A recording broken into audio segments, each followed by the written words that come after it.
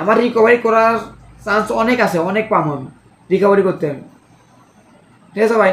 তো আমি এর থেকে যদি আবার যদি 15-20 ডলার ধরি আমি, এটাকে আমার কি হবো? সাজাবো? জীবন সাজবো না, আমি জীবনে পাবো না এরকম করতে।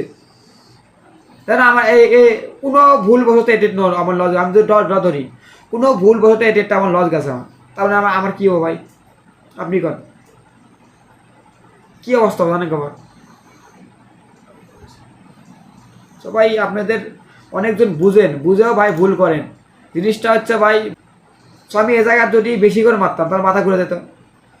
মানে টেট যখন বেশি ফালামো, আমি একটা কথা বলি, টেট যখন বেশি ফালামো সেখন আপনি অটোমেটিক করলে মাথা মানে সাইকোলজি চেঞ্জ হবো, অটোমেটিক মাথা সাইকোলজি চেঞ্জ হবো যে আমি যখন টেট ফালামো, টেট ফালাবার দেখবেন কি যে ভাই আমার এতটা টেট পড়ছে, আর কি লসই হয় নাকি। কিন্তু আমি যখন এ জায়গায় একটা টেট লস যাবো, একটা টেট আমি টেট নিমু, টেট নেওয়ার পরে লস যাবো, লস যায় কিন্তু আমি যখন বেশি ডলার করবে যাবো, আমার চিন্তা আমার থেকে বেশি ডলার ফালামো আমি, হ্যাঁ, সেখন আমার ওই বেশি ডলার চিন্তা ভাবনা করে এনালাইজ করতে পারবো ঠিক মতো। যদি ওই ডলার কোনো মতে লস যায় ভাই, জীবনে কেউ টিকে থাকতে পারবো না। যদি ওই ডলার কোনো মতো লস যায়, পরে ধামাক্কা মারবো, মানে আপনার এই জায়গায় একবার জিরো বানায় তারপরে আবার সারবো।